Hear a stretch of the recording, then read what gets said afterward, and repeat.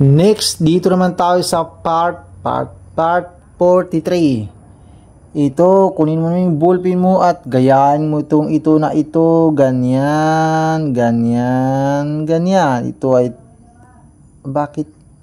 Ito ay ta, lam, at saka kaf. Ito ay hamza, alif, ya, and ta. May alif usagira dyan. Ito ay alif. Ito ay lam. Ito ay kaf, ta, at saka ba. May alif usagira dyan.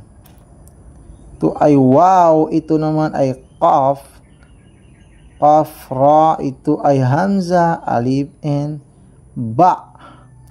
Ito naman ay mim, ba, and ya, and nun. Yan. Ito ay ganyan. Ito yung bawi ng lam. Ito yung bawi ng kaf. Ito ganyan, ganyan. Ganyan, ganyan. Ganyan, ganyan, ganyan. Ganyan, ganyan, ganyan. Basahin mo. Bibilang ako ng 5, 4, 3, 2, 1. Ito ay tilka ayatul kitabi wa qur'anim mubin. Tilka ayatul kitabi wa qur'anim mubin. At dito naman tayo sa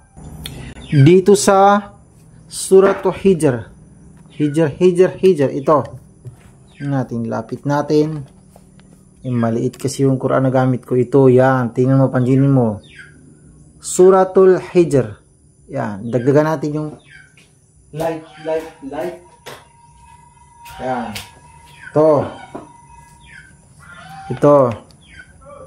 Alif lam ra. Tilka ayatul kitabi wa qur'anim mubin. Ito ay tanwin, walang tanwin. Hindi ko nalagyan ng tanwin dito. Ito, tanwin yung bawi niya.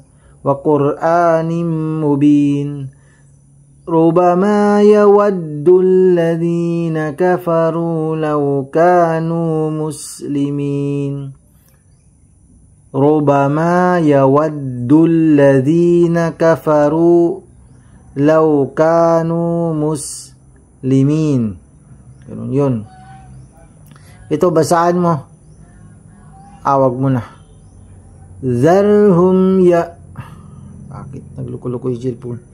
Zarhum ya'kulu wa yatamatta'u wa yulhihimul amalu fasawfa ya'lamun. Zarhum ya'kulu wa yatamatta'u wa yulhihimul amalu fasawfa ya'lamun. Baka may mali ay check natin na mabuti. Wa yatamatta'u wa yulhihimul amalu fasawfa ya'lamun. Okay naman. Wa ma ahlakna min qaryatin illa walaha kitabun ma'lum. Min qaryatin illa walaha kitabun ma'lum. Okay na yun. Huwag natin damihan kay nahihirapan ako magbasa pag hindi ako sanay bumasa. Kaya nga sabi ko sa iyo, magbasa ka ng Quran araw-araw para pag natapos mong basahin ang buong sura ng Quran ay sigurado talaga na lalo kang gagaling at gaganda. Mas magaling ka pa sa akin magbasa kapag gagawin mo ito yung sinasabi ko na magbasa ka ng Quran araw-araw. Atong tayo na! Uy! Ilalim na! Uy!